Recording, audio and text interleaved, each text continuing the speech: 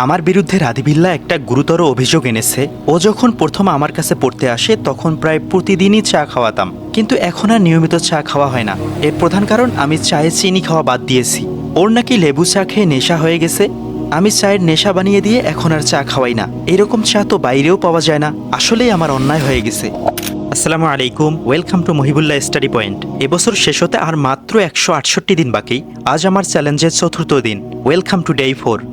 আজ ভোর 7টায় অ্যালার্মের শব্দে ঘুম ভেঙে যায়। তখনও প্রচণ্ড ঘুম পাচ্ছিল, মনে হচ্ছিল আবার ঘুমাই, কিন্তু আমার বিবেক বলছিল ঘুমানো যাবে না। 2 মিনিট বিছানায় বসে লা হাওলা ওয়ালা কুওয়াতা ইল্লা বিল্লাহ কয়েকবার পড়ার সাথে সাথেই অলসতা কেটে গেল। তারপর ফ্রেশ হয়ে অজু করে ফজর পরে তেলাওয়াত করেছি। তেলাওয়াতের পরপরই কিছু বেসিক সেন্টেন্স জোরে জোরে পড়া শুরু করেছি।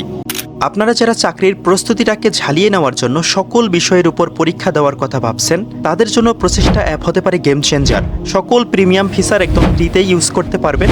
অ্যাপের লিঙ্ক কমেন্টে দেওয়া থাকবে।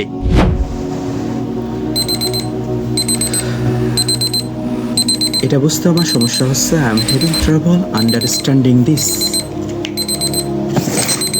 ডেইলি ইউজ 3000 সেন্টেন্সের মধ্যে আজ 300টা কমপ্লিট হলো। এখন আমার 10 মিনিট হচ্ছে রেস্ট। এখন হচ্ছে 10 মিনিট রেস্ট। এই 10 মিনিটের মধ্যে আমাকে পুরো ঘর ঝাড়ু দিতে হবে। স্টুডেন্টরা চলে আসার পর আর পড়তে পারিনি। টানা 3.5 ঘন্টা পড়িয়ে সকালের নাস্তা বানাতে চলে যাই। যদিও আমি পড়ানোর ফাঁকে বুট ও ডিম সিদ্ধ করে নিয়েছি।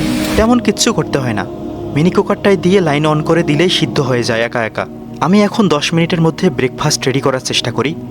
আমায় প্রশ্ন করে নীল ধ্রুব তারার, কতকাল আমি রব দিশাহারা।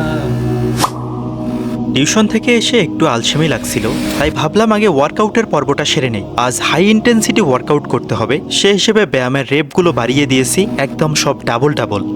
যে কাজ করো তুমি, যে স্বপ্ন বুনো তুমি, তা যেন হয় মহান রবের ভালোবাসা দিয়ে ঘেরা। যে কাজ করো তুমি, যে স্বপ্ন বুনো। আমি মিতব্যয়ী কবে হব? পড়াশোনার ফাঁকে একটু উলিপুর গিয়েছিলাম। আমার পকেটে 1000 টাকা ছিল, সব খরচ করে আসলাম। একটা হেডফোন কিনেছি, কলম, মার্কার, কালি, কাজী বাদাম, জ্যামিতি, ক্যালকুলেটর, আরও অনেক কিছু কিনেছি। লিস্টই শেষ হবে না। তবে আমি যাই কিনি না কেন তা আমার কাজের জন্যই কিনি, একটাও বাড়তি জিনিস কিনি না। আমায় প্রশ্ন করে নীল ধ্রুব তারার, কতকাল আমি রব দিশাহারা, রব দিশাহারা।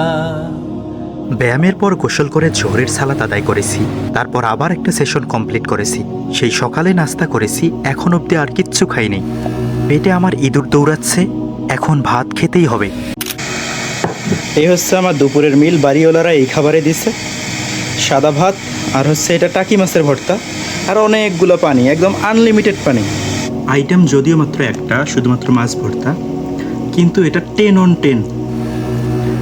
কি আর একটা আইটেম দিচ্ছে বাড়িওয়ালারা, কিন্তু এটার মারাত্মক টেস্ট।